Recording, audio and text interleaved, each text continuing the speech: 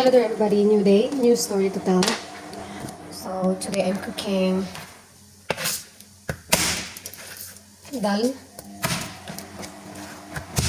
because we don't have mung or munggo in Philippines.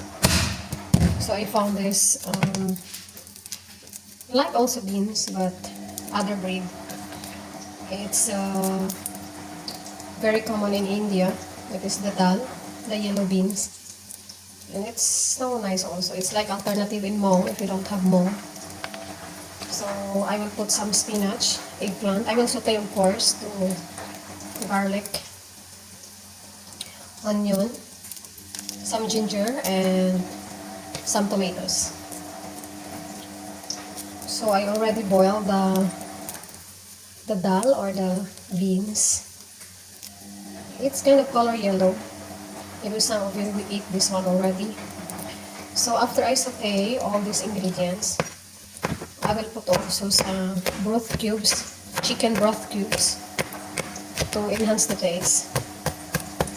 And I will put, one of my colleagues went for her holiday last. Umuwi siya no, last month, so karating na lang ng isang araw. So nagpadala ako sa kanya ng mga bulag or dried fish. So, yan yung pangsahog natin ngayon yan yung pinaka-highlight natin sa lulutuin natin ngayong araw. Ipapakita ko sa inyo. Nahuli lang tong garlic kasi, umorder pa ako online kasi naubusan pala kami.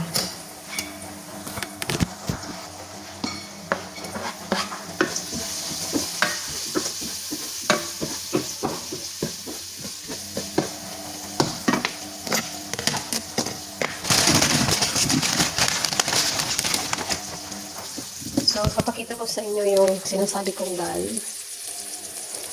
May iba't ibang klaseng dal kasi. So, very common to sa mga Indians or Bangladesh or Pakistan.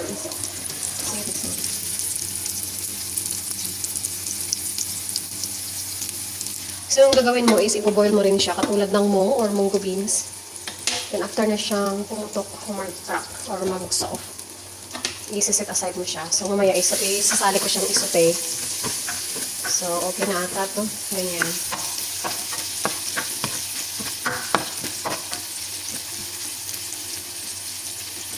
So, isusutay ko na siya. So, today yan yung ulam namin. Nagsaing na rin pala ako.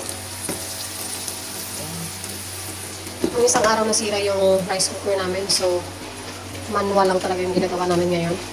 Tulad sa atin sa Pilipinas, ganito lang talaga magsaing ng rice. So yeah, that's it, the update for today. Kasi off ko ngayong araw. At bago ko pala makalimutan, kahapon is nag-whole body massage ako sa kay Rems, sa kasama ko sa trabaho. So ngayon ang sarap na pakiramdam ko talaga. Grabe yung stress, grabe yung tigas dito. Ito yung binirahan niya kagabi. Ay yung sa glutes ko, grabe. Ang daming hangin. Utot siya ng utot eh, kahit ako nauutot. Ang dami kong hangin sa katawan talaga. Matanggal lahat ng pagod. Buti na lang may taga-masahe ako, pero yun na, malapit na siyang umuwi. So bago man lang siya umuwi, na-massage niya na ako. So thankful talaga ako eh. So ngayong araw is naglalaba ako. Patapos na rin siya, then after kong kumain, magsasampay ako, then mag-relax muna ako. Mamaya na ako maglinis ng kwarto ko, mamayang gabi. So time check dito sa Cytos is 2:24 in the afternoon. So, tapusin ko lang yung niluluto ko, then magpapahinga na rin ako. So, in-order ko online. Ito pala yung isasahog ko.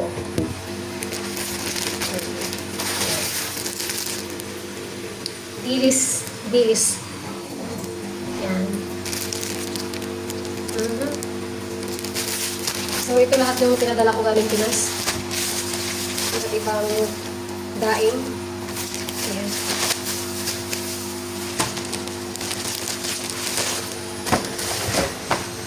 Sarap kumain ito, lalo't ng winter dito sa Cyprus.